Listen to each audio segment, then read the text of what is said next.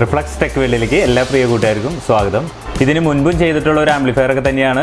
ഇതിൽ ചെറിയൊരു വ്യത്യാസത്തോടു കൂടിയാണ് നമ്മൾ ഈ ആംപ്ലിഫയറിൻ്റെ റിവ്യൂ ചെയ്യാൻ പോകുന്നത്. ഇതിൽ നമ്മൾ ചെയ്തിട്ടുള്ളതെന്ന് വെച്ചാൽ സാധാരണ നമ്മൾ എല്ലാ ചാനലും 100 വാട്ട് വെച്ച് ആണ് ചെയ്യാറുള്ളത്. ഇതിൽ നമ്മൾ ചെയ്തിരിക്കുന്നത് സാധാരണ നമ്മൾ മുൻപ് ചെയ്തിട്ടുള്ള വാട്ട് കുറഞ്ഞൊരു ആംപ്ലിഫയർ, വാട്ട് കുറഞ്ഞൊന്നുമല്ല, നമ്മുടെ channel watt per channel 100 what വെച്ചാണ് നമ്മൾ HDMI എല്ലാവരും ചെയ്യാറ്. ഈ പ്രാവശ്യം നമ്മൾ ചെയ്തിരിക്കുന്നത് ചാനൽ വാട്ട് കുറച്ചു സബ് വൂഫറിൻ്റെ സെയിം വാട്ട് തന്നെയാണ്. അതായത് നമ്മൾ മോസ്ഫെറ്റ് തന്നെയാണ് സ്ഥിരം ഉപയോഗിക്കാറ്, അത് തന്നെയാണ് ഇതിനകത്തും ഉപയോഗിച്ചിരിക്കുന്നത്. നമ്മളിതിനകത്ത് ഉപയോഗിച്ചിരിക്കുന്ന 5 ചാനൽ ബോർഡ് യൂണിവേഴ്സലിൻ്റെ ആണ്. അതിൽ ഒറ്റ PCBയിലാണ് നമുക്ക് 5 ചാനൽ, അതായത് 5 ചാനലിന് വേണ്ടി ഉപയോഗിച്ചിരിക്കുന്നത് TDA 2030 തന്നെയാണ് ഉപയോഗിച്ചിരിക്കുന്നത്. അത്യാവശ്യം നല്ലൊരു പെർഫോമൻസ് ഉള്ള ഒരു IC-ആണ്. നമ്മൾ കുറേ വർഷങ്ങളായിട്ട് ഞാൻ ഏകദേശം ഹോം തിയേറ്റർ ഉണ്ടാക്കുന്ന കാലഘട്ടം മുതൽ 2030 ഉപയോഗിച്ച് തുടങ്ങിയതാണ്. നല്ലൊരു പെർഫോമൻസ് ആണ് കിട്ടുന്നത്. അതുകൂടാതെ സബ് വൂഫറിന് വേണ്ടി ഉപയോഗിച്ചിരിക്കുന്ന ERF 240 940 തന്നെയാണ്. അത് നമ്മൾ സ്ഥിരം ഉപയോഗിക്കാറുള്ളതാണ്. അത് ഒറ്റ PCBയിൽ 2 പവർ സപ്ലൈ വെച്ചിട്ടാണ് ഈ ബോർഡ് വന്നിരിക്കുന്നത്.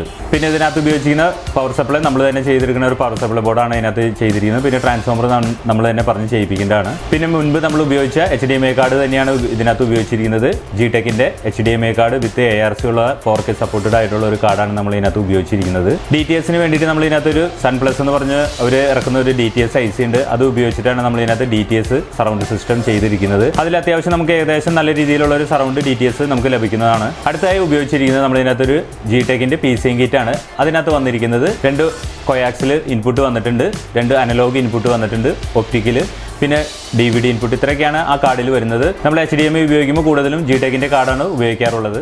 അടുത്തായിട്ട് നമ്മൾ ഇതിനകത്ത് ഉപയോഗിക്കുന്ന സ്പീക്കർ പ്രൊട്ടക്ഷനാണ്. അത് നമ്മൾ പവർ ട്രിക്കാണ് പറഞ്ഞ് തന്നെ ചെയ്യിപ്പിക്കുന്ന സ്പീക്കർ പ്രൊട്ടക്ഷനാണ്. നമ്മുടെ ഈ ആംപ്ലിഫയർ എന്നല്ല ഏത് ആംപ്ലിഫയറിലും സ്പീക്കർ പ്രൊട്ടക്ഷൻ വിത്ത് ഡിലേ നമ്മൾ ചെയ്ത് കൊടുക്കാറുണ്ട്. പിന്നെ വേറൊരു കാര്യം പറയാറുള്ളതെന്ന് വെച്ച് കഴിഞ്ഞാൽ നമുക്ക് കോപ്പിറൈറ്റ് പ്രോബ്ലം ഉള്ളതുകൊണ്ട് ഈ ആംപ്ലിഫയറിൻ്റെ ഓഡിയോ ക്വാളിറ്റി ഓഡിയോ ടെസ്റ്റ് മാത്രമാണ് ചെയ്യുന്നത്, വീഡിയോ കാണിക്കുന്നില്ല.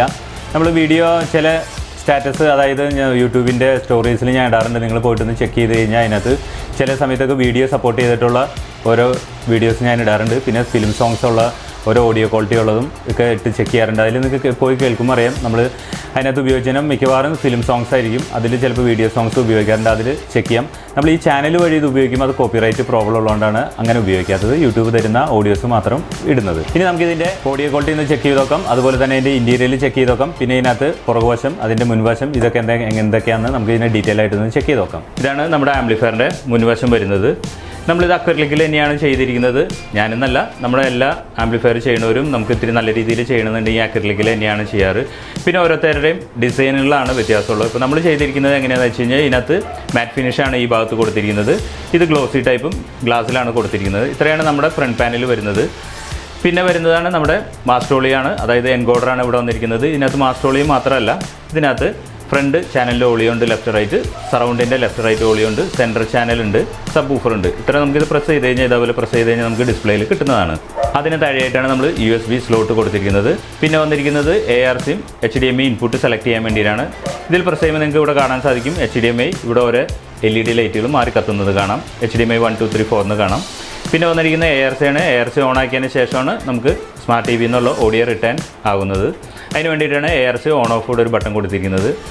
പിന്നെയാണ് ഈ LED-കളെല്ലാം ഇവിടെ ഈ ഭാഗത്ത് വന്നിരിക്കുന്നു. പിന്നെ ഇവിടെ പവർ ഓൺ സ്വിച്ചാണ് നമ്മൾ കൊടുത്തിരിക്കുന്നത്. സ്ഥിരം ആംപ്ലിഫയറിന് കൊടുക്കാനുള്ള ഒരു പവർ ഓൺ സ്വിച്ച് തന്നെയാണ് നമ്മൾ സ്ഥിരം കൊടുക്കുന്നത്. എൽക്കോണാണ്, നല്ലൊരു സ്വിച്ചാണ്, പെട്ടെന്നൊന്നും കംപ്ലയിൻറ്റ് വരാത്തൊരു മോഡലാണ്.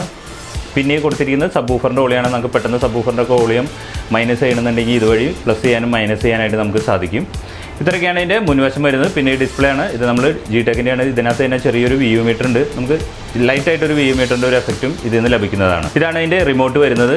ഇതിൽ നിങ്ങൾക്ക് നോക്കിയാൽ അറിയാം, ഇതിനകത്ത് കൊടുത്തിരിക്കുന്നത് ഫ്രണ്ട് ചാനലിൽ വോളിയം പ്ലസ് മൈനസ്, അതുപോലെ തന്നെ റിയർ ചാനലിൻ്റെ പ്ലസ് മൈനസ്, സെൻറ്റർ ചാനലിൻ്റെ പ്ലസ് മൈനസ്, സബ് വൂഫറിൻ്റെ പ്ലസ് മൈനസ്, പിന്നെ മാസ്റ്റോളിയാണ് കൂട്ടാനും കുറയ്ക്കാനുള്ളത്. പിന്നെ bass plus minus, treble plus minus, ഇത്രയൊക്കെയാണ് വന്നിരിക്കുന്നത്. പിന്നെ ഈ മോഡ് വന്നിരിക്കുന്നത് നമുക്ക് USB, ബ്ലൂടൂത്ത്, പെൻഡ്രൈവ് ഇതൊക്കെ സെലക്ട് ചെയ്യാൻ വേണ്ടിയാണ്. പിന്നെ ഈ ഭാഗത്താണ് HDMI സെലക്ട് ചെയ്യാൻ വന്നത്. ഈ ഡിജിറ്റൽ ഇൻപുട്ടാണ്. ഇതുവഴി നമുക്ക് ഒപ്റ്റിക്കൽ, കോയാക്സിൽ, അതുപോലെ തന്നെ HDMI ഒക്കെ സെലക്ട് ചെയ്യാം.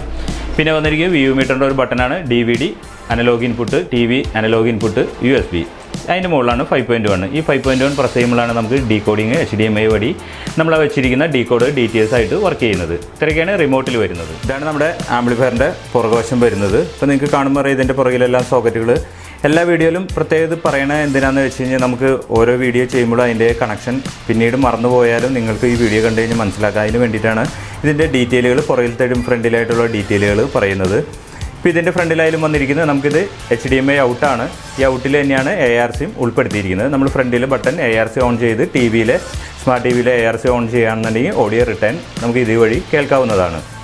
പിന്നെ വന്നിരിക്കുന്നത് HDMI ഇൻപുട്ടുകളാണ്. 1, 2, 3, 4 HDMI ഇൻപുട്ടും ഒരു ഔട്ട്പുട്ടാണ് കൊടുത്തിരിക്കുന്നത്. പിന്നെ വന്നിരിക്കുന്നതാണ് കോയാക്സൽ ഇൻപുട്ടാണ്. പിന്നെ വരുന്നത് അനലോഗ് ടൈപ്പ് ഓക്സിലറി ഇൻപുട്ടാണ് ഈ കാണുന്നത്. ഇത് കൊടുത്തിരിക്കുന്നത് ഡിജിറ്റൽ ഇൻപുട്ടാണ്, ഒപ്റ്റിക്കലാണ്. ഇതെല്ലാം ഡിജിറ്റൽ ഇൻപുട്ടുകളാണ് വന്നിരിക്കുന്നത്. ഇതും ഒപ്റ്റിക്കൽ വന്നിരിക്കുന്നത് ഡിജിറ്റലാണ്. കോയാക്സിൽ വരുന്നതും ഡിജിറ്റൽ ഇൻപുട്ടാണ്. ഇത് മാത്രമാണ് അനലോഗ് ഇൻപുട്ട് വരുന്നത്. ഇത് DVD എന്നുള്ള 5.1 ഇൻപുട്ടാണ്. നമുക്കിതിൻ്റെ ആവശ്യം ഇപ്പോൾ വരുന്നില്ല. പിന്നെ തൊട്ടടുത്ത് നമ്മൾ കൊടുത്തിരിക്കുന്നത് ഒരു എക്സോസ്റ്റ് ആയിട്ടൊരു ഫാൻ ഈ ഭാഗത്ത് കൊടുത്തിട്ടുണ്ട്. പിന്നെ ഇതെല്ലാം സ്പീക്കർ ഔട്ടുകളാണ് ഈ കൊടുത്തിരിക്കുന്നത്. ഇത് ഫ്രണ്ട് ലെഫ്റ്റ് റൈറ്റ് ആയിട്ടാണ് കൊടുത്തിരിക്കുന്നത്. ഇത് റിയർ, അതായത് സറൗണ്ട് ലെഫ്റ്റ് റൈറ്റ്. നമുക്കിത് വിടർത്തി കഴിഞ്ഞാൽ ഇതിൻ്റെ അകത്ത് സ്പീക്കർ വയർ കേബിൾ കണക്ട് ചെയ്തതിന് ശേഷം ഇത് പ്രസ് ചെയ്ത് വെച്ചാൽ മതി. ഈ ഭാഗത്ത് കൊടുത്തിരിക്കുന്നത് സെൻട്രൽ ചാനലിൻ്റെ ഔട്ടാണ്. പിന്നെ കൊടുത്തിരിക്കുന്നത് ഒരു സബ്ബാണ്. നമ്മൾ ഇതിനകത്ത് 5.1 ആയതുകൊണ്ട് ഒരു സബ് വൂഫറാണ് കൊടുത്തിരിക്കുന്നത്. ഇതിലാണ് സബ് വൂഫറിൻ്റെ ഔട്ട് വന്നിരിക്കുന്നത്. പിന്നെ ഈ ഭാഗത്താണ് ഇതിൻ്റെ പവർ സപ്ലൈ വന്നിരിക്കുന്നത്. നമ്മൾ എൽക്കോണിൻ്റെ ഒരു ഫ്യൂസാണ് ഇതിനകത്ത് ഉപയോഗിച്ചിരിക്കുന്നത്. അതിന് താഴെയായിട്ടാണ് നമുക്ക് 3 പിൻ കമ്പ്യൂട്ടർ കേബിൾ ഉപയോഗിച്ച് നമ്മൾ ഇതിൻ്റെ AC കോഡ് കൊടുത്തിരിക്കുന്നത്. ഇത്രയൊക്കെയാണ് ഇതിൻ്റെ പുറകുവശം വരുന്നത്. ഇതാണ് നമ്മുടെ ആംപ്ലിഫയറിൻ്റെ ഉൾവശം വരുന്നത്. ഈ ഭാഗത്ത് നമ്മൾ പവർ സപ്ലൈ ആണ് കൊടുത്തിരിക്കുന്നത്. ഇത് 12.0 ഉണ്ട്, അതായത് 35.0 എടുക്കാനുള്ളതുണ്ട്. പിന്നെ അതുപോലെ തന്നെ നമുക്ക് 12.0 ഉണ്ട്, ഫാനിന് വേണ്ടിയിട്ട് 12.0 ഉണ്ട്. ഇതാണ് നമ്മുടെ പവർ സപ്ലൈ ബോർഡ് വന്നിരിക്കുന്നത്. ഇതിൽ നമ്മൾ ഈ 4 കപ്പാസിറ്റർ ഉപയോഗിച്ചിരിക്കുന്നത് സബ് വൂഫറിന് വേണ്ടിയിട്ടാണ്. ഇത് നമ്മുടെ ബ്രിഡ്ജ് ഡയോഡാണ് വന്നിരിക്കുന്നത്. പിന്നെ ഫാനിൻ്റെ കണക്ഷൻ. പിന്നെ ഒരു 12.0 എടുത്തിരിക്കുന്നത് നമുക്ക് 2030 വേണ്ടിയാണ്. പിന്നെ ഒരു ബക്ക് ഉപയോഗിച്ചിട്ടുണ്ട്. നമുക്ക് 5 വോൾട്ട് സ്റ്റഡി ആയിട്ട് നിൽക്കാൻ വേണ്ടിയിട്ടാണ് ബക്ക് ഉപയോഗിച്ചിരിക്കുന്നത്. ഇത്രയാണ് ഈ പവർ സപ്ലൈ വരുന്നത്. ഈ ഭാഗത്താണ് നമ്മുടെ ആംപ്ലിഫയർ സെക്ഷൻ വരുന്നത്. ഇതിൽ മോസ്ഫെറ്റ് നമ്മൾ സ്ഥിരം ഉപയോഗിക്കാറുള്ള 240, 9240 തന്നെയാണ് നമ്മൾ ബ്രിഡ്ജ് ബോർഡ് ഉപയോഗിച്ചിരിക്കുന്നത്. മോസ്ഫെറ്റ് ആണ് ഉപയോഗിച്ചിരിക്കുന്നത്. നല്ലൊരു ഔട്ട്പുട്ട് തന്നെയുണ്ട്. 200 വാട്ടിന് RMS നമുക്ക് ഇതിനകത്ത് നിന്ന് ലഭിക്കുന്നതാണ് സബ് വൂഫറിന്. ഇത് നമുക്ക് JBL അതുപോലെയുള്ള സോണി പൈനിയർ എന്ന് വേണ്ട നമുക്ക് ഏത് ഉപയോഗിച്ചാലും ഡൈൻറ്റി പോലെ ആയാലും അത്ര നല്ലൊരു പെർഫോമൻസ് നമുക്ക് മോസ്ഫെറ്റിൽ ലഭിക്കും. പിന്നെ കൊടുത്തിരിക്കുന്നതാണ് 5 ചാനൽ ഈ ഭാഗത്ത് കൊടുത്തിരിക്കുന്നത്. ഇത് 2030 ആണ് നമ്മൾ ഉപയോഗിച്ചിരിക്കുന്നത്. ഇതിന് ഏകദേശം ഒരു 20 വാട്ട് വരെ അടുത്ത് നമുക്ക് ലഭിക്കുന്നതാണ്. പിന്നെ അതിന് പുറകിലാണ് നമ്മൾ സ്പീക്കർ പ്രൊട്ടക്ഷൻ. ഇത് നമ്മൾ പറഞ്ഞ് ചെയ്യിപ്പിക്കുന്ന പവർ ട്രിക്കിൻ്റെയാണ്. 5 റിലേ വെച്ചിട്ടുള്ളൊരു സ്പീക്കർ പ്രൊട്ടക്ഷൻ സബിന് വേണ്ടിയിട്ട് ഇത്തിരി വലിയ റിലേ ആണ് നമ്മൾ കൊടുത്തിരിക്കുന്നത്. 5.1 ആയിട്ടുള്ള റിലേ ആണിത്. പിന്നെ ഒരു കൂളിംഗ് ഫാനാണ് ഇവിടെ കൊടുത്തിരിക്കുന്നത്. ഇതിനകത്ത് നമ്മൾ ഒരു ഹീറ്റ് കുറയ്ക്കാനായിട്ട് ഇതിൻ്റെ അകത്തും ഒരു ഫാൻ ഉപയോഗിച്ചിട്ടുണ്ട്. ഇതാണ് നമ്മുടെ HDMI കാർഡ് വരുന്നത്. ഇത് Gtechൻ്റെ. നമ്മളിത് HDMI 4K സപ്പോർട്ട് ചെയ്യും, അതുപോലെ തന്നെ ARC ഒക്കെ സപ്പോർട്ട് ചെയ്യുന്നതാണ്. അതിൻ്റെ താഴെയാണ് നമ്മളൊരു DTS കാർഡ് ഉപയോഗിച്ചിരിക്കുന്നത്. നേരത്തെ കാണിച്ച പോലെ തന്നെ ഒരു DTS കാർഡാണ്. HDMI കൊടുക്കുമ്പോൾ നമുക്ക് ഈ DTS വഴി കൺവേർട്ട് ആയതിനു ശേഷം ഡീകോഡ് ചെയ്തതിന് ശേഷമാണ് നമുക്ക് ആംപ്ലിഫയറിലേക്ക് പോകുന്നത്. അതുകൊണ്ട് നമുക്ക് അത്യാവശ്യം നല്ല രീതിയിലുള്ളൊരു 5.1 സറൗണ്ട് നമുക്ക് ലഭിക്കുന്നതാണ്. അതിൻ്റെ താഴെയായിട്ടാണ് ഇത് നമ്മൾ PC കിറ്റ് Gtechൻ്റെ തന്നെ ഉപയോഗിച്ചിരിക്കുന്നത്. ഇതിൻ്റെയാണ് റിമോട്ട് കിറ്റ് നമ്മൾ ഈ പ്രാവശ്യം ഉപയോഗിച്ചിരിക്കുന്നത്.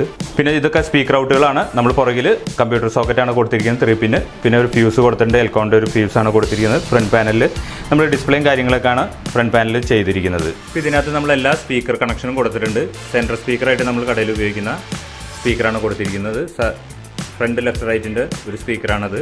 അതുപോലെ തന്നെ റൈറ്റ് സൈഡായിട്ട് ഈ സ്പീക്കറും സറൗണ്ട് സ്പീക്കറും അതേപോലെ തന്നെ സ്പീക്കർ തന്നെയാണ്. ഇനി നമുക്കിതൊന്ന് പ്ലേ ചെയ്ത് നോക്കാം.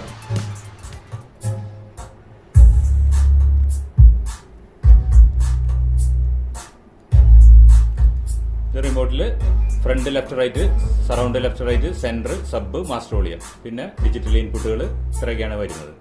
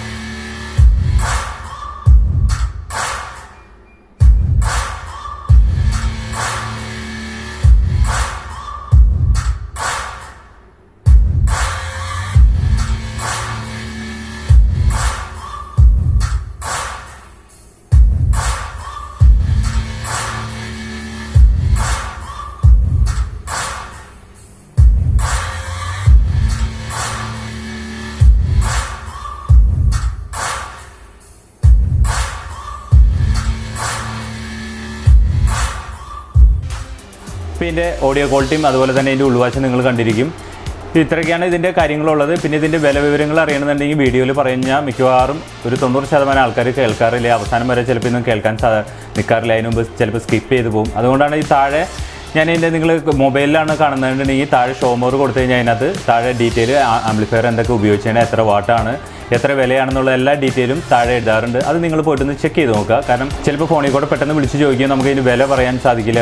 കാരണം എന്താണെന്ന് വെച്ച് കഴിഞ്ഞാൽ ഏതൊക്കെ മോഡലാണ്, ഇതിനകത്ത് എത്ര വാട്ടാണ് ഉപയോഗിച്ചേക്കുന്നത്, ഇതിനകത്ത് DTS കാർഡ് ഉണ്ടോ, അത് പ്രൊലോജിക് ബോർഡ് ഏതാണ്, ഇതൊന്നും അറിയാതെ നമുക്ക് പെട്ടെന്ന് വില പറയാൻ സാധിക്കില്ല. അപ്പോൾ നിങ്ങൾ താഴെ പോയിട്ടൊന്ന് ചെക്ക് ചെയ്ത് കഴിഞ്ഞാൽ അതിൻ്റെ ഡീറ്റെയിൽ എല്ലാം ഡിസ്ക്രിപ്ഷനിൽ കംപ്ലീറ്റ് കാര്യങ്ങൾ ഞാൻ എഴുതാറുണ്ട്. അതൊന്ന് പോയിട്ട് നിങ്ങളൊന്ന് ചെക്ക് ചെയ്ത് നോക്കുക. കാരണം വെച്ച് കഴിഞ്ഞാൽ നിങ്ങൾക്ക് പെട്ടെന്ന് മനസ്സിലാവുന്ന രീതിയിലാണ് ഞാനതെല്ലാം ചെയ്തിട്ടുള്ളത്. പിന്നെ നിങ്ങൾ മാക്സിമം എനിക്ക് കോൾ വിളിച്ചാൽ ഞാൻ വാട്സപ്പ് മാക്സിമം നിങ്ങൾ ചാറ്റിംഗ് ഒഴിവാക്കുക. വാട്സപ്പ് കോളായാലും IMO കോളായാലും വേറെ എന്തായാലും നോർമൽ കോളായാലും എനിക്ക് വിഷയമില്ല. നിങ്ങൾ മാക്സിമം ചാറ്റിംഗ് ഒഴിവാക്കിയിട്ട് നേരെ വിട്ട് വിളിച്ചാൽ മതി. മിക്കവാറും കോളുകൾ ഞാൻ എടുക്കാറുണ്ട്. കാരണം ചില സമയത്തൊക്കെ എടുക്കാത്തതിൻ്റെ കാര്യം എന്താണെന്ന് വെച്ച് കഴിഞ്ഞാൽ ചിലപ്പോൾ പുറത്തായിരിക്കാം, അതുപോലെ തന്നെ കടയിൽ ചിലപ്പോൾ കസ്റ്റമർ ഉണ്ടാകും. അതുകൊണ്ടൊക്കെ ചില സമയത്ത് എടുക്കാൻ സാധിക്കാത്ത, അതിൽ നിങ്ങൾ ക്ഷമിക്കുക. മാക്സിമം നിങ്ങൾ കോൾ വിളിച്ചാൽ മതി, ചാറ്റിംഗ് ഒഴിവാക്കുക. ഇത്രയൊക്കെയാണ് ഇന്നത്തെ വീഡിയോസിലുള്ളത്. ഇന്നത്തെ വീഡിയോ നിങ്ങൾക്ക് എല്ലാവർക്കും ഇഷ്ടമാവുകയാണെങ്കിലും അതുപോലെ തന്നെ ഉപകാരപ്പെടുകയാണെങ്കിൽ ലൈക്ക് ചെയ്യാനും ഷെയർ ചെയ്യാനും കമൻറ്റ് ചെയ്യാനും അതുപോലെ തന്നെ സബ്സ്ക്രൈബ് കൂടി ചെയ്യാൻ ഓർക്കുക. സബ്സ്ക്രൈബ് ബട്ടൻ്റെ തൊട്ടടുത്ത് തന്നെ ഒരു ബെല്ലൈക്കൺ കാണാം. അത് അമർത്തിയാലാണ് നമ്മുടെ ചാനലിൽ വരുന്ന എല്ലാ വീഡിയോസും നിങ്ങൾക്ക് പെട്ടെന്ന് നോട്ടിഫിക്കേഷനായിട്ട് ലഭിക്കുകയുള്ളൂ. ഇനി നമുക്ക് അടുത്ത വീഡിയോയിൽ കാണാം.